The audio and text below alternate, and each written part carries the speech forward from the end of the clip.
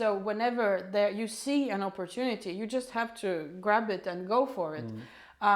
Like often people from my student years, I remember people are often hesitant to organize things themselves, look for concerts themselves. They just practice and hope that some teacher, some well-known person will notice them and invite them to their festival. And these are actually things that do happen sometimes, but not as often as you would hope.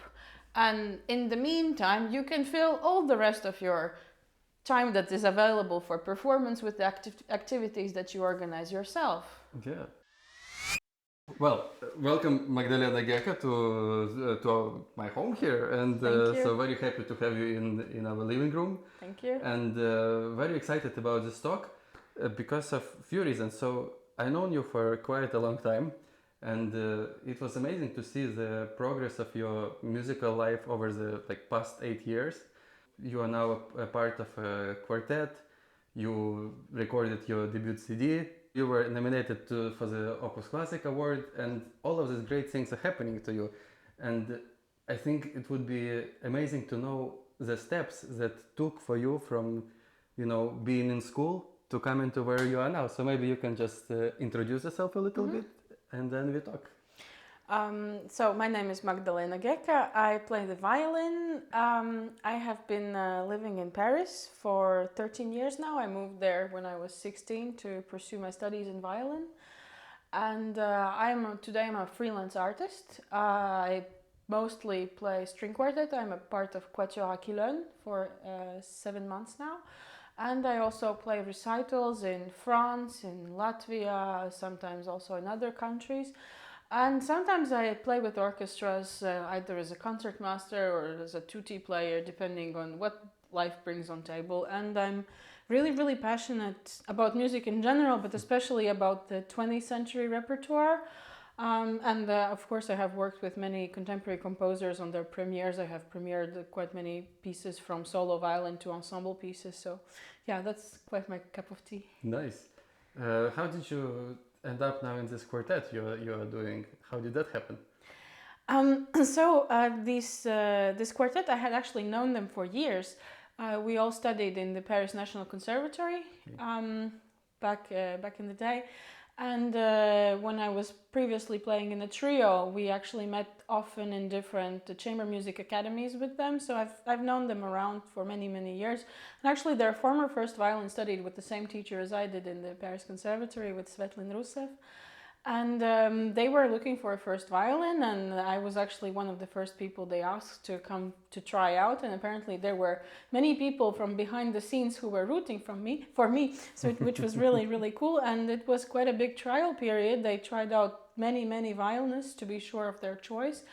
And it actually overlapped perfectly because I had an extremely busy schedule until March and April, and it would have been difficult to fit in a quartet position in this, but then it overlapped perfectly that when I really started working in the quartet that I had actually time to devote for it. Yeah, but I guess preparation for something like this, it's you don't prepare for a small period to do like a trial or audition for quartet. You prepare your whole life for those things because you yourself you organized. How many chamber groups have you organized over your time? Oh my God, it's been quite a lot, and festivals and many projects and some of them have survived and some of them haven't, but in any case they were all amazing musical and human experiences. So yeah. Did you ever think like where this drive to create things come from? Wow, what a question. Well, I think it's about the necessity to do what you really want and what you're really passionate about, and also about playing with people you like, playing the music that you love. And often the best possibility to get there is by creating things yourself, which is not what happened with the quartet I'm in now, which I didn't have to create, so I'm very, very lucky. But usually, like, if you want to make your dream come true, often it's just like, do it yourself. This is amazing. But there are a lot of things that go into creating your own like festival or your own chamber group, right? Because first of all, for a chamber group, you need to find people who can be that dedicated as you are and share the same idea. But then you need to find concerts, and you need to find finances, and you need to find places to rehearse, yeah, and all of this. How do you do that? Well, I think it's there are a lot of people skills that we don't get taught at school. Um, and some people are born with the talent of people skills. Some people develop them. Some people never acquire them. And actually, the people skills is, I think, a key element into making a freelancing career today, because often people prefer to play with their friends, people they love, which is obvious, rather than take the greatest musician who is, difficult to talk to. Yeah.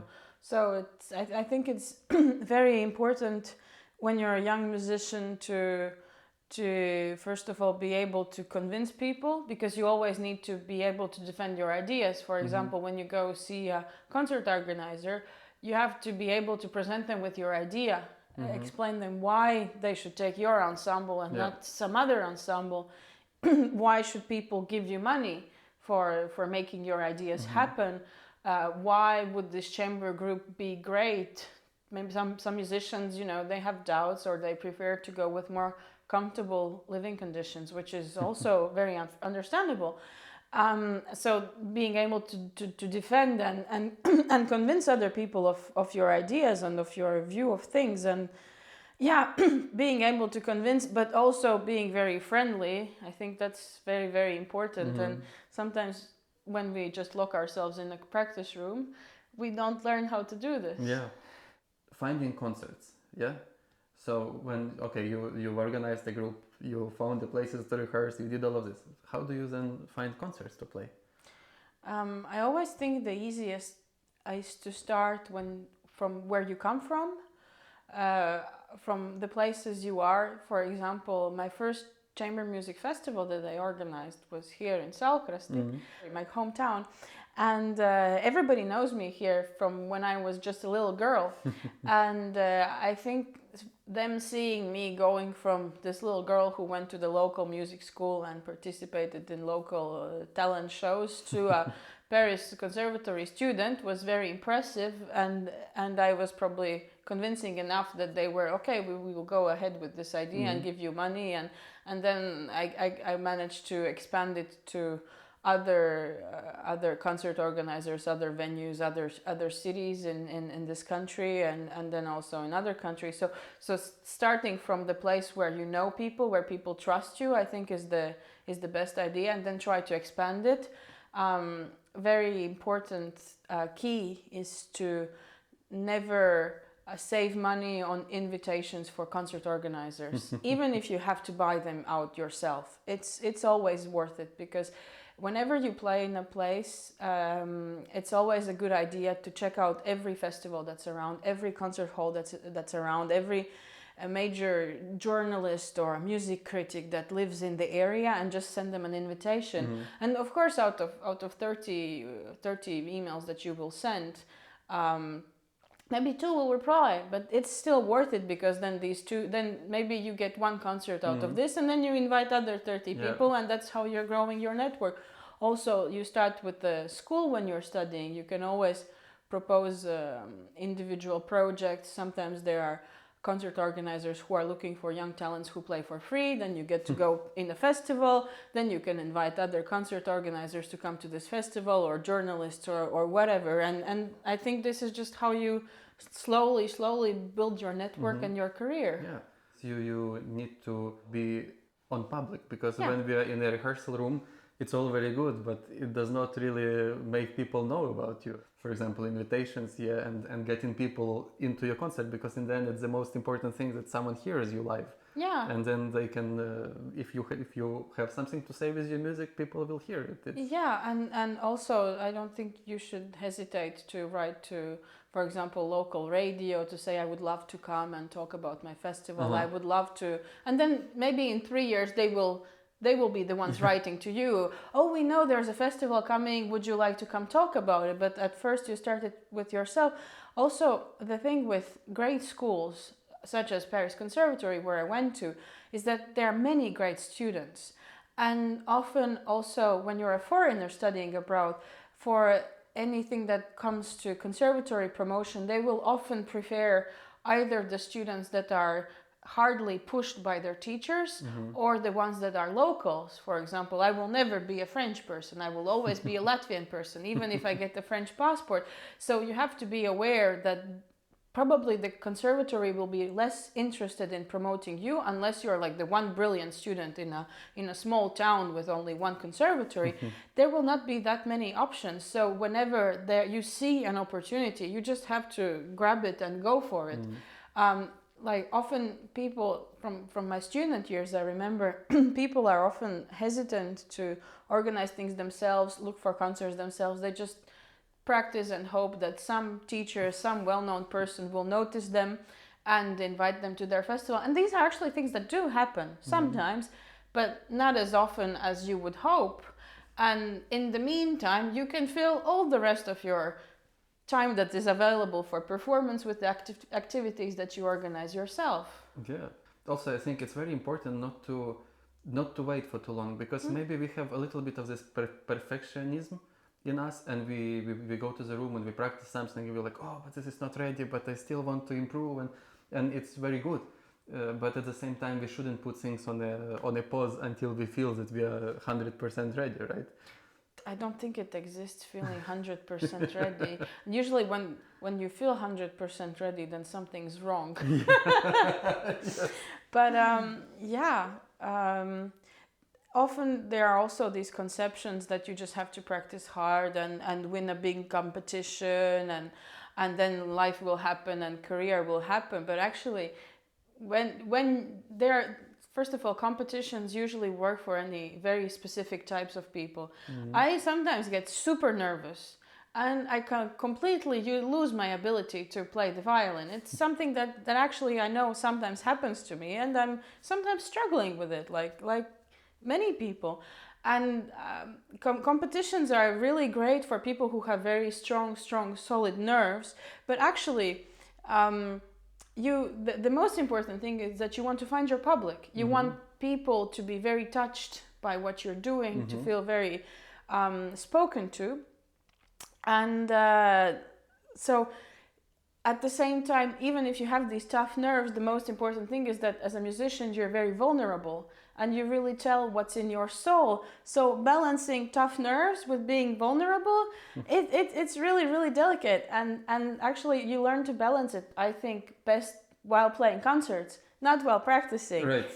Despite that, practicing and being aware of the level, both musical and technical, in the world today is extremely high. Like, you still have to do your hours, but also look for as many performance opportunities as possible, because this is when you will be able to try out everything that you want to try out on public. And even if afterwards you want to go for a competition, you will just feel much stronger and much more prepared. Yeah. If instead of practicing just 3 months straight for the competition, you do practicing, but also every week you have a small concert or a run through or a small festival or whatever, just to be able to practice, like being at the same time solid and yet very vulnerable as a musician. Absolutely. This is very important. Yesterday we were talking with Yaman Saadi. Do you know him? He now is on probation for Vienna Philharmonic concertmaster, and he's 25 years old. Wow!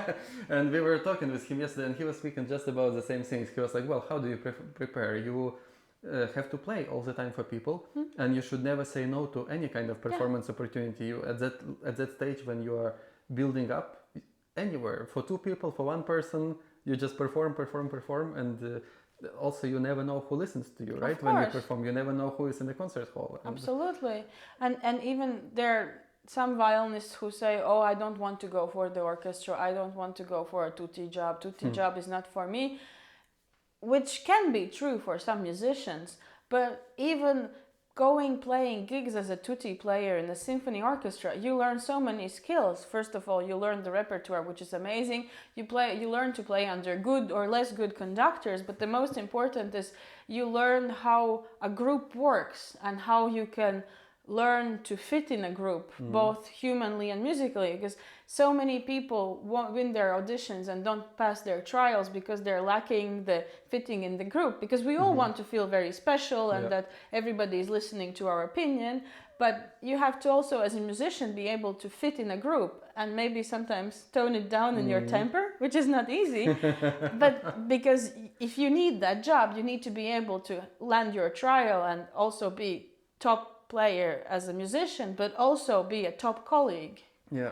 Oh, you are not just focusing on one thing. You are playing solos. You play chamber music. You lead the orchestras. You have your festivals you run and your chamber groups. Were there a moment when you, for example, when you thought like, I just want to be a soloist?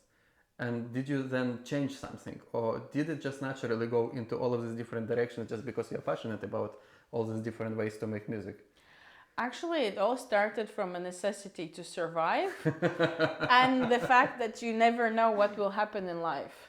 So I always wanted to diverse my activities and to be able to do whatever I want. As a violinist, we're actually lucky. We have many possibilities. So you can be a soloist, you can be a chamber musician, you can be an orchestra player, either tutti player or a leader.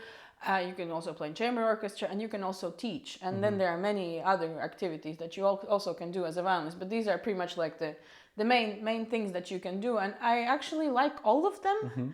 So I never wanted to be compartmentalized just in one of them.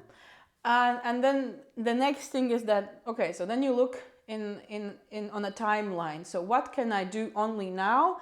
And what will I be able to do in 15 years? So I know that in 15 years from now, I will definitely still be able to go to teach and hopefully play in an orchestra. But what I will not probably be able to do 15 years from now is try to do a solo career, try to to start a chamber music group. So then it's just a matter of timeline. So I was actually very lucky. I started the trio in which I was for 3.5 years, the trio Sora. In 2015, so I was 22 when we started it, and we played in many great festivals. In Verbier Festival, we won a prize in Kuchmo Festival, we won a prize in Festival Aix-en-Provence, we played in the Wigmore Hall. So these were incredible opportunities to put on my CV. Like I had the masterclass with Andras Schiff, you know. It's really fantastic. So I was actually really early going into a very professional chamber music career. And then at some point I wanted to get out of this. And then when I was 26, I left the trio and I decided to focus more on the solo, which is when I became aware of my nerves. But it also opened a lot of other opportunities for me. I saw what repertoire I'm very passionate about. I launched 2 CD projects. One of them was released last year and the other one is releasing in December. Okay. Yeah, and film some videos and get many concert programs together.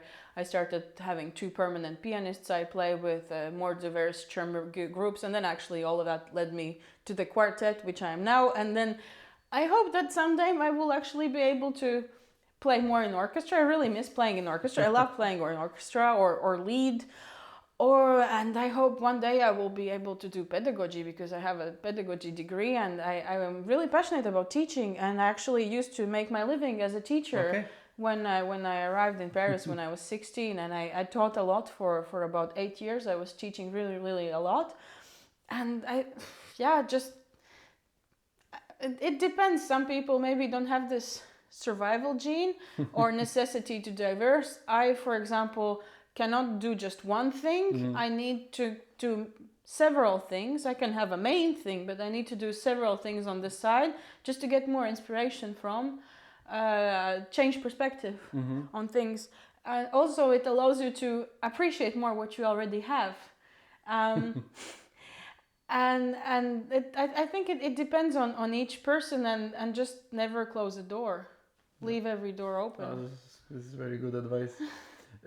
I want to come back for a second to the CDs that you recorded. Yeah. Were you approached by the label to do this, or did you approach the label to do this, or did you first record and then you found the label? How does a freelance musician record their own CD?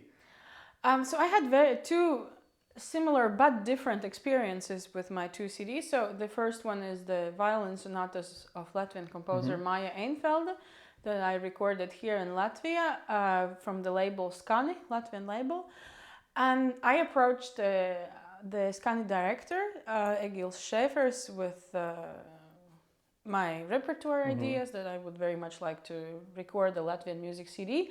And actually, it all happened very fast because there was some post-COVID money that was found, and I had to like finish the CD by the end of year 2020, which was literally like 7 weeks after I suggested the idea. Things never happen like that. Like normally they don't. But this is what happened, and I actually recorded in great conditions. I was even paid for recording a CD, which never happened. Yes, but at the same time, it was the company's CD. So I didn't have much say about things. They did it all. It's their CD. It's my name on it, and I got many great reviews. I got a lot of good critics, and I'm really, really grateful for this experience, and also the 3 Opus Classic nominations, which is just a fantastic opportunity. But I didn't have that much control over the final product, which is good and not so good. And then the other project that I have with the CD of Béla Bartók sonatas and rhapsodies that will be released in December, I also approached the label. I had this burning idea to record music by Béla Bartók, so I sent out emails with my recordings and with my proposal to pretty much every label in France that could be reachable. And he was the one, the director of the label was the one who responded to me first, and he seemed really, really enthusiastic. But as an artist, when you approach the label, you have to know that you're the one to bring in the money. They will not pay for pretty much anything. So it's up to yourself to find the budget, apply to foundations, do a crowdfunding, which is everything that I did. Also put in some of your own personal economies and to make the project happen, but you have the full control over the product. So I decided which pictures we make. I was working with the sound engineer there, and everything happened actually according to my deadlines, that like I had the time to be sure that the final product is something that I like.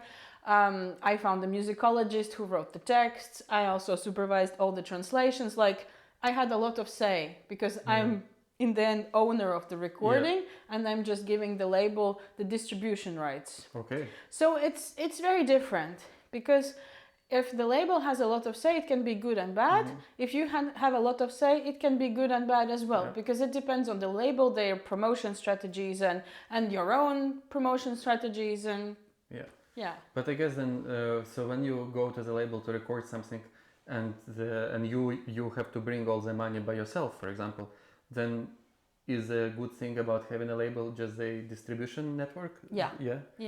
It's also very hard to get any critiques from reviews from your CD, about your album, if it's not released by a known label. Yes, already people who are releasing things with a known label at the moment have trouble getting reviews, because so many artists went into a recording studio during pandemic that there has been an abundance of CDs for pretty much last at least 12 months.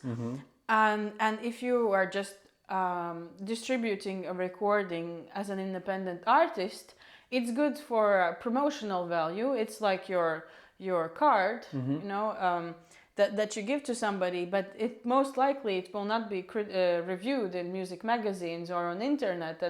And if you want a recording to at least a little bit help launch your career, you need these reviews. Right.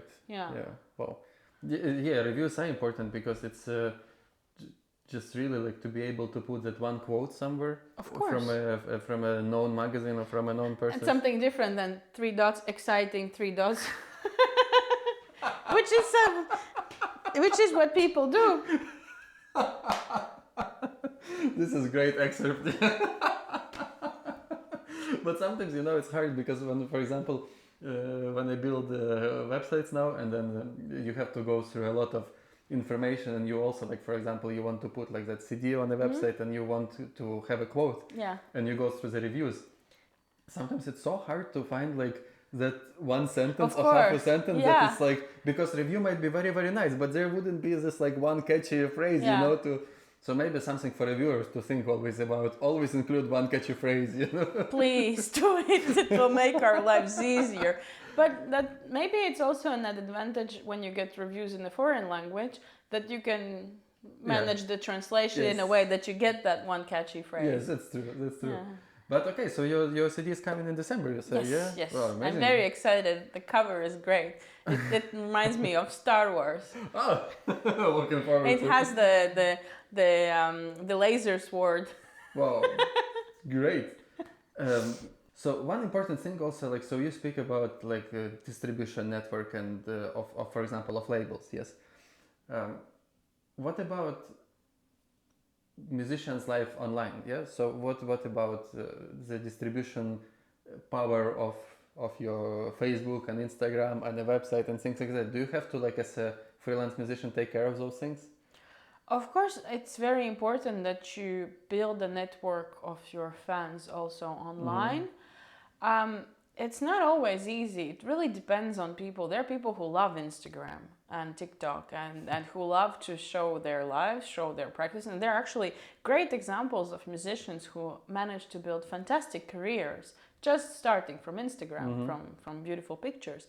And then there are people who are less comfortable with showing their everyday practice. It really depends on the musician. I think what is important that no matter what, you stay regular with your content, which can be challenging. And at the moment, I have to manage the quartet social networks, which is going better and better because I invested a lot of work in it, but which means that I also neglected in the meanwhile my own social networks. So I have to sort of get them back on track with the regularity. So post regularly, and the messaging should stay true to your personality, because we sometimes, I think we all feel like there's sort of this image of what a perfect Instagram classical musician looks like, but actually there's so many of us and we are so different and we're all individual people. So I think staying true to your values, staying true to what you're passionate about is the most important thing to try to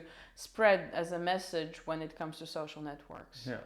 Well, as musicians, I find, and I don't want to sound to sound like a critique, but I feel that we are a little bit behind of all of the trends and somehow digital marketing landscape now, because our content is often very one-sided. You know, it's all about like pictures from concerts and like I'm so excited to be here, I'm so happy, I'm playing here, I'm performing there.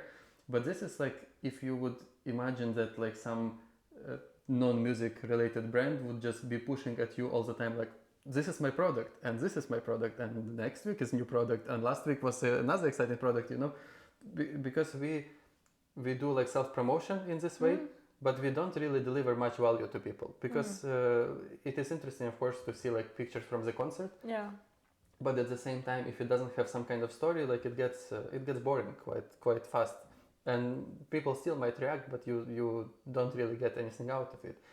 And as you say, it is very difficult to make content, especially to make content that is good quality and that has some meaning inside. But I feel like if we want to survive in our profession, we need to start doing content that is for people. Absolutely. Not for self-promotion, but for them. So you think like, okay, I'm passionate about this kind of music.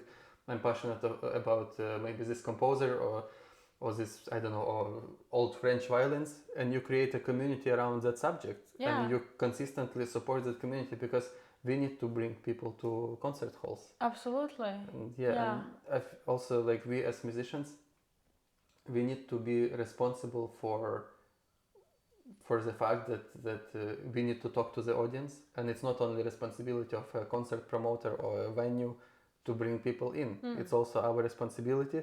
If we want to play for the audience, if you're happy to play alone, then don't do anything. But if we need to play for the audience, it's very important. Also with the quartet. So with the quartet, what kind of content do you do now? Oh, okay. Mostly actually the good old photo stuff, talking about concerts. But actually, I've been willing to explore much more everything with the reels. I have to learn how to make a good Okay. reel because Instagram will now give visibility only to reels. So I have to like read the reel guidebook. Yeah, I And was watching that guidebook yesterday on YouTube. oh, okay. Yes, I'll do it today in the bus. Yeah, and that's exactly that. I've been thinking about how to connect with our audience, how to bring content to the audience that they might be interested in, and not just please come to our concert. Yeah, exactly. Yeah.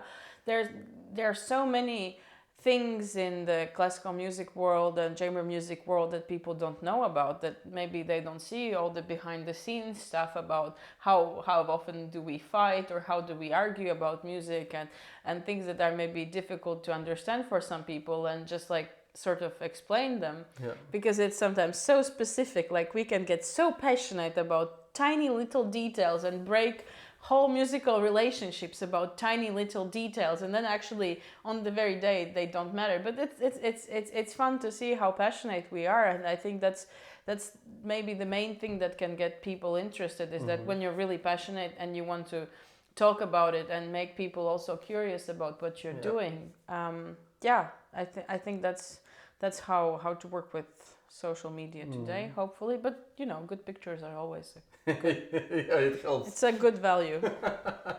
But yeah, you know, it's like also the subject of passion is very important, because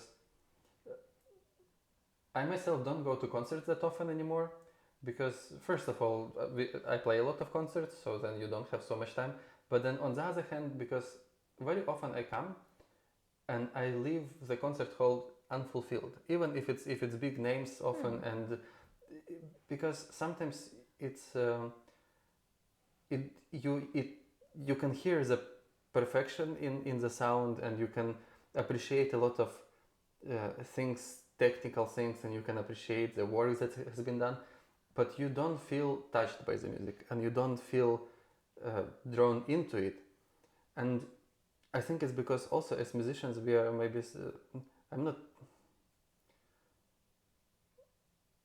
I don't want to say something wrong here, but of course after a while it becomes your job, what you do, especially if you are playing in the orchestra, yeah, and you are not so feeling so individual in it, you are just a part of machine, and you also have to be so perfect all the time, and every time when you're on stage you have almost like no right for a mistake, yeah, and it's very important to put all of your focus there. But then sometimes maybe we are losing why are we doing it, and in the end of the day, if the audience is not coming back, then there is something wrong with us. It's not something wrong with the audience, and we need to start either talking to the audience in a way that they understand it today. But yeah, like everyone is saying that now after the pandemic it's very hard to fill the concert hall, right? Of course, yeah. But is it only the pandemic's fault? I think it's a bit everything. I mean, similar things are happening with the film music. With the film network, that many people don't go back to the cinema because we now go back to Netflix. So it's up to us to make what we propose and what we want to fight for interesting and appealing to people. Yeah. That they can see our passion and see the difference between what they can feel and hear in a concert hall between what is happening on recording. I mean, recordings are great. There are so many advantages to listening good recordings, but the energy that you can feel when you connect with the audience in the concert hall, it's unmistakably different. And I think it's up to us to sort of create an experience that they live at the moment of the concert, and that we destroy these glass walls that often separates the musicians from the public, that we talk to the public, that we answer their questions before, after, that like sort of they can feel that they somehow know me, you know. It's not easy. Absolutely. But because there are 300 years of tradition. Yeah, of course. If any young musicians are listening to us, which recommendations would you have for them, how they can go from the practice room to the concert hall, how they can make this transition from being a good practicing student into becoming a performer and having an independent career? What are the building blocks of this? I think first of all we have to be curious. We have to go to concerts. We have to watch the videos that are online and just to be aware of what's happening in the world, because you might think that you have a genius idea and then Google it and find out that 1,500 people had it before you. So just be curious and be aware, be friendly, make as many friends as possible, network, still do your music work. And actually, when you do all of this, there's not much time to kill on TikTok left. Do your music work, be sincere to the music and be sincere to yourself, and don't be scared. We're often ashamed to write an email to a person we've never met. I've been scared so many times, but an invitation to a concert is actually sometimes the easiest thing, because it's like you're giving a present to somebody, and it's not even a flyer. You're just like giving somebody an opportunity to give them a present, a free ticket to a concert. Would you like to come? And there's no shame into giving a present to somebody you don't know. So that's maybe a way how to get over it, and maybe I like, as a person, I often have trouble sort of putting my own content out there. It's for me much easier to work for a group than to sort of work for myself. So sometimes sort of separating your profession from you as a person when it comes to promotion, it's like you think that you need to do this for your work, for your enterprise, not I need to do this for me. Maybe it's also a way how to sort of separate things and get the necessary courage to go out there and meet people and push your ideas and just be sincere and passionate. Because no matter what you do and how perfect you play, people, as you said, will often feel when you are sincere and when you are not. Yeah. Well, this is great advice. And I'm very happy that you had to come back home today, and that on the way to home you could stop by. Thank you for inviting me. Yeah, thank you so much for taking a part, and it was great to talk to you. Great to talk to you too. And look forward to listening to new CDs that is coming, and to continue following all the things that you do. Thank you so much. Thank you. Yes! Yay! Oh, that was fun. Yeah.